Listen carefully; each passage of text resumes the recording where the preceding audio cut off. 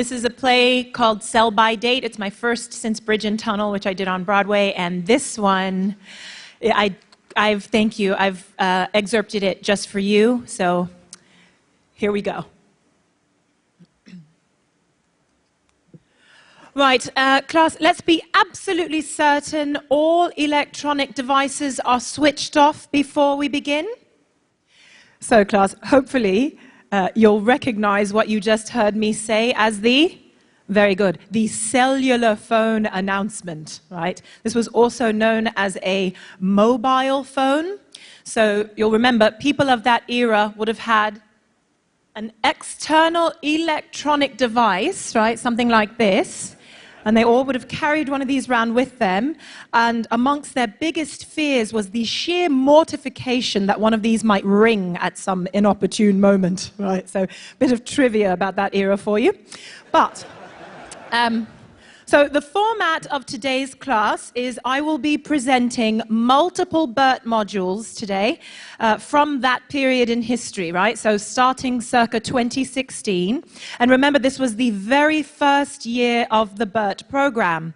So we've got quite a few of these to get through. Bear in mind, I will be living into various different bodies, different ages, also what were then called races or ethnic groups, as you'll remember from Unit 1. And along the gender continuum, I will be living into males as well. It was quite binary at that time. Also, don't forget, we are reading the book module for next week's focus on gender. Now, I know some of you have requested the book in pill form. I know people still believe ingesting it is better for retention, but since we are trying to experience what our forebears did, right? Let's please just consider doing the actual ocular reading, okay? And also, how many people have your emotional shunts engaged? Right, please toggle them off, okay? I know it's challenging, but I want you to be able to feel the entire natural emo range, all right? It is essential to this part of the syllabus. Yes, Macy. All right, I understand, but if you're unwilling to... All right, well, we can discuss that after class. Okay, all right, we'll discuss your concerns, but just relax. Okay, nobody's died and gone to composting. Okay, after class, okay? After class. All right. Let's just get started, okay? This first subject identified as a middle-class homemaker. Remember, these early modules in these people's full identities were protected, and this allowed them to speak more freely on our topic, which for many of them was taboo, right? Okay, honey. Now, I'm ready when you are. No, sweetheart, I said I'm ready when you are. Okay. I'm freezing. It's like a meat locker in here in this recording studio. I should have brought a schmatter. All this fancy technology, but they can't afford heat. What is he saying? I can't hear you. I can't hear you through the glass, honey. Oh, there you are, in my ear. Okay. Oh, you can hear me? The whole time. Oh, yes, I am a little chilly. Okay. Yes. Oh, the coldest for the machines. Right. The new technology. Okay. Yes. Now, remind me again, you're recording not only my voice, but my feelings and my memories. Right. Okay. Right. Yeah, Bert, yes, I read about it. Bioempathetic resonant technology. Right, right. But so people will be able to feel my experience and my memory. Okay. No, right, I'm ready. I thought you were going to give me a test to see how my memory's doing. I was going to tell you you're too late. It's already bad news. Okay. No, go ahead, honey. Oh, that's the first question? What do I think of prostitution? Are you soliciting me, young man? I've heard of May-December romances, but what are you, about 20 years old? 18 years. I think I have candies in my purse older than 18 years old. No, I'm teasing you, sweetheart. Okay, no, I'm comfortable with any question. Okay, sure, so about the prostitution. Oh, sex worker, okay. No, just in my day, they called it prostitution, not sex. Oh, because it includes pornography also. Okay. Yeah, no, well, I guess when I was a girl, we didn't really have a name for that either. We would have said dirty magazines, I suppose, or dirty movies. Well, it's not like what you have with the internet. But no, okay. I don't mind sharing. You know, my late husband and I, we were a very romantic couple. Lots of tenderness, you understand. And, well, as you get older, you know, at one point I thought my husband might be helped by using some of the, you know, the pills men can take. But, you know, he wasn't interested in those, and so I thought, well, what about maybe watching an adult movie on the internet? Just for inspiration, you understand. Yeah, well, at the time, neither of us were very good on the computer. So, you know, usually if we needed help with the internet, we would just call our children or our grandchildren. But obviously, in this case, that wasn't an option. So I thought, I'll have a look myself, you know, just to see, you know, how difficult could it be? You search for certain keywords and you look, oh, wow is right, young man. You can't imagine what I saw. Well, first of all, I was just trying to find, you know, couples, normal couples making love, you know. But this, so many people together at one time, you couldn't tell which part belonged to which body, you know. And how they even got the cameras to capture some of this, I couldn't tell you.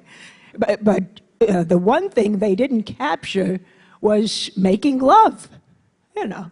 I mean, there was lots of making of something, you know, but they took the love part right out of it, you know, the fun.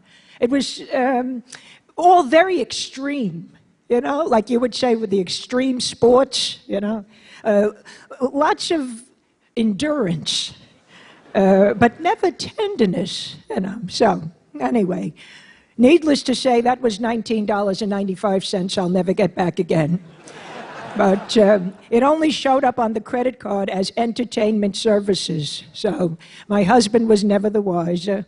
And, you know, after all of that, he, well, you could say it turned out he didn't need the extra inspiration after all.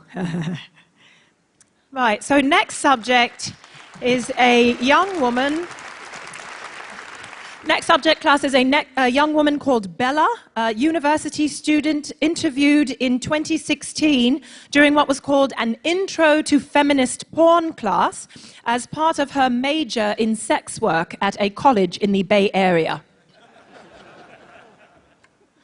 Yeah, I just want to get a recording of you guys recording me, like a meta recording or whatever. This is just this whole experience, just really amazing, and I'd like to capture that for Instagram and my Tumblr.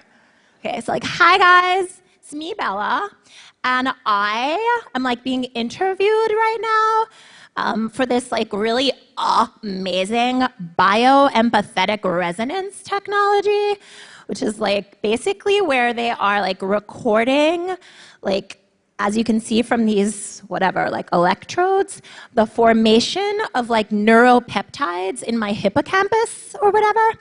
And they will later be able to reconstitute these as my own actual memory, actual experiences. So other people can actually feel what I'm feeling right now. Okay. So hello, Bert, person of the future who is experiencing me.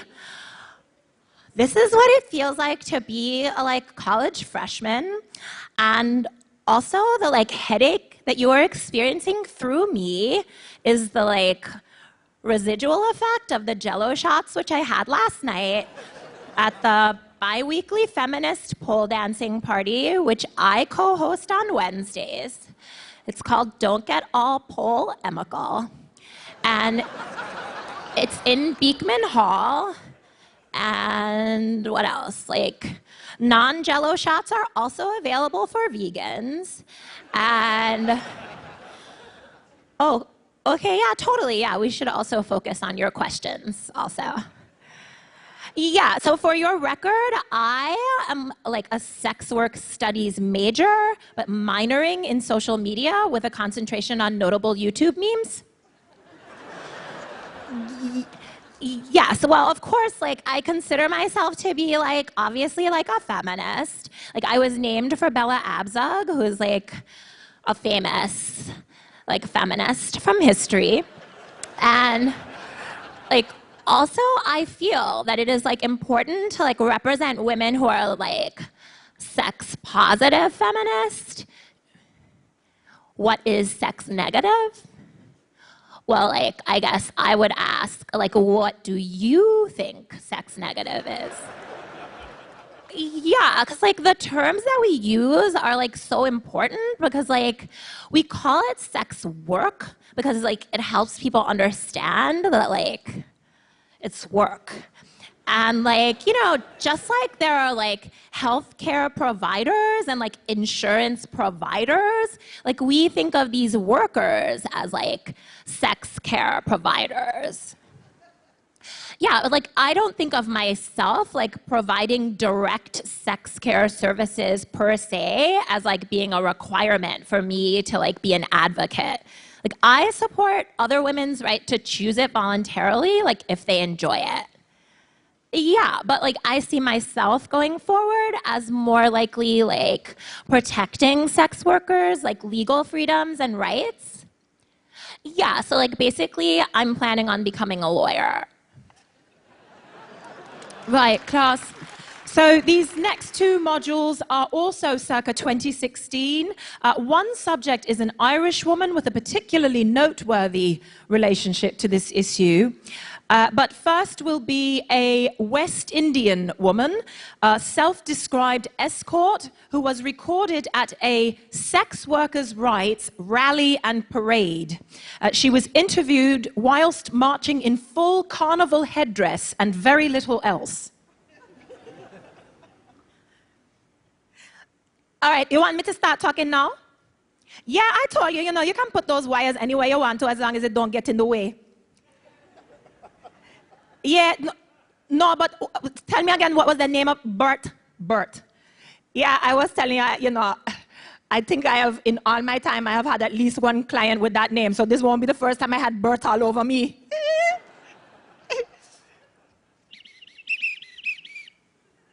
I'm sorry, but you got to get into the spirit of it if you're going to interview me, all right? You can say it. No justice, no peace. No justice, no peace. But you see the sign? You get it? P-I-E-C-E. No justice, no peace of us. You understand?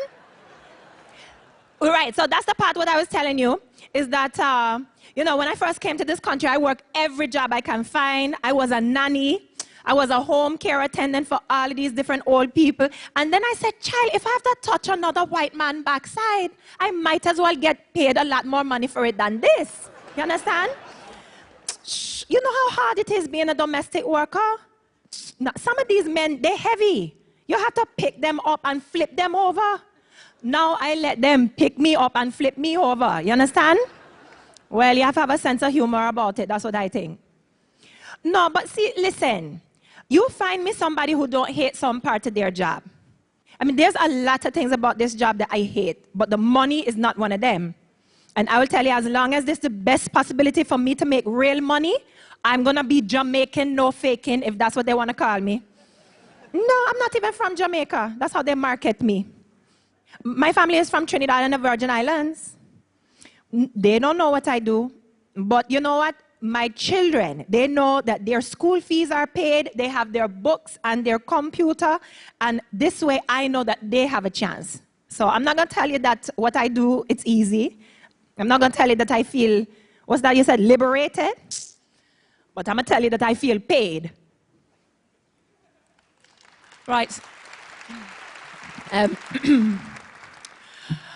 Thanks, that's lovely. Just a cup of tea, love, and just a splash of the whiskey. It's perfect. That's grand. Just a drop more. It's a splash. Perfect. What was your name? Peter? That right, so Peter. Right, so that is the unique part of it for me, right, is that I ended up in both first in the convent and then in the prostitution after. That's right. Right, so one woman at the university here in Dublin, she wrote about me, she said, Maureen Fitzroy is the living embodiment of the whore-virgin dichotomy. Right. Well, doesn't it sound like something you need to go into hospital? Well, I've got this terrible dichotomy, doesn't it? Right. Well, for me, though, you know, it was as a girl, you know, just starting with me dad. I mean, half the time when he spoke to us, it was just to sort of tell us we were all useless, rotten idiots, and we had no morals and that type of thing. And, you know, I certainly didn't do myself any favours. By the time I was 16, I'd started messing about with this older fella, and he wanted to be our little secret, and I did as I was told, didn't I? And when that got back to me dad, he had me sent straight away to the convent. And, well, no, that older fella, he would still come to find me in the convent. Yeah, he'd leave me notes tucked into the holes in the brick at the back of the charity shop so we could meet. And he'd tell me how he's leaving his wife, and I believed him, you know, until I got pregnant. I did, Peter. And I left him a note about it in our special place there, and I never did hear from him again. No. I gave it up for adoption, so I could have a decent life. And then they wouldn't let me back into the convent. So, no, my one sister, Virginia, gave me a fiver for the coach to Dublin, and that's how I ended up here. Well, surprise, surprise, I fell in love with another fella much older than me, and I always say I was just so happy he didn't, because he didn't drink. You know, I married the bastard. Well, he didn't drink, but he did have just the wee heroin problem, didn't he? And that's right. And before I knew it, he was the one that turned me on to the prostitution, my own husband. Yeah, he had me supporting the both of us. I was 18. Well, it wasn't Pretty Woman, I can tell you that. You know, that Julia Roberts. If she'd ever had to sleep with a man to put a few pounds in her pocket, I don't think she'd ever have made that film. Well, for your record, my opinion of the legalisation, I'd say I'm against it. I don't care what these young girls say. You know, living like that, you're just lost. And, you know, I'm 63 years old. I'm still trying to find who I am. You know, I never was a wife or a nun or a prostitute even, really. Not really. You know, because nobody ever asked who I wanted to be. They just told me. And if you legalise it, then you're really telling these girls, go on and get lost for a living. And a lot of them, they'll do as they're told. Right, so four perspectives from four quite different voices there, right? One woman saying sex itself is natural, but the sex industry seems to sort of mechanize or industrialize it, right? Then the second woman considered sex work to be empowering, liberating and feminist, though she herself notably did not seem keen to do it. The third woman, who actually was a so-called sex worker, did not agree that it was liberating, but she wanted the right to the economic empowerment. And then we hear the fourth woman saying not only prostitution itself, but proscribed roles for women in general prevented her from ever finding who she was. Right. So another fact most people did not know was the average age of an at-risk girl being introduced to the sex industry was 12 or 13. Also consider that the age when all girls in that society first became exposed to sexualized images of women was quite a bit earlier, right? This was a doll called Barbie, right? I initially thought she was an educational tool for anorexia prevention, but actually, she was considered by many to be a wholesome symbol of femininity, and often young girls began what was called dieting, right? Remember this. This was restricting food intake on purpose by the age of 6 and defining themselves based on attractiveness by around that same time, right? Yes. Right, Bradley. Okay, excellent point. So there was a lucrative market in that society in convincing all people they had to look a certain way to even have a sex life, right?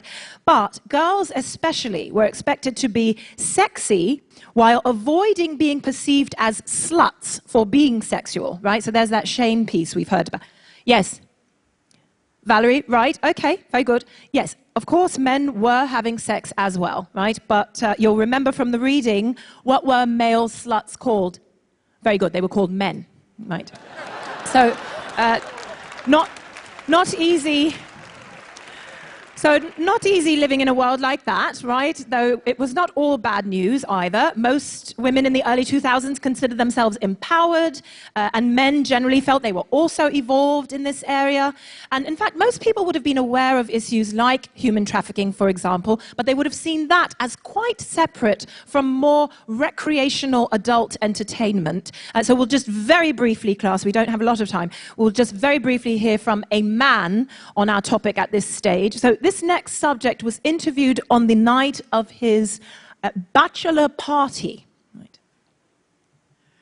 Dude, can you... All right, guys, can you just, like, keep it down? I'm trying to talk to Bert right now. Oh, your name's not Bert. No, Bert's the name of the... Oh, all right. No, totally. It's totally fine. I'm mostly sober, so I just wanted to, like... Yeah, no, I just want to be helpful, because, yeah. Yeah, and I totally believe in, like, causes, like, all that stuff. And actually, I'm wearing Toms right now.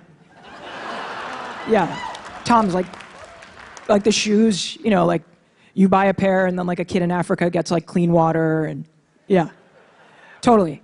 So, but what was the question again? Sorry. Oh yeah, I mean, of course I believe in women's rights. I'm marrying a woman. No, but I mean like, okay, just because I'm in a strip club parking lot doesn't mean that I'm like a sexist or whatever. I mean, like my fiance is totally amazing. She's like a totally strong girl, woman, smart woman, like the whole... Yeah, she knows I'm here. She's probably at a strip club herself right now, like as a joke, same as me. My best man, I told him he could surprise me and he thought this would be hilarious, but this is not something... Yeah, we all went to B school together. Wharton. Yeah, so, dude, can you guys... All right, but it's my bachelor party, and I can spend it in the parking lot with Anderson Cooper if I want to, all right? All right, I'll see you in there. All right, okay, so Anderson.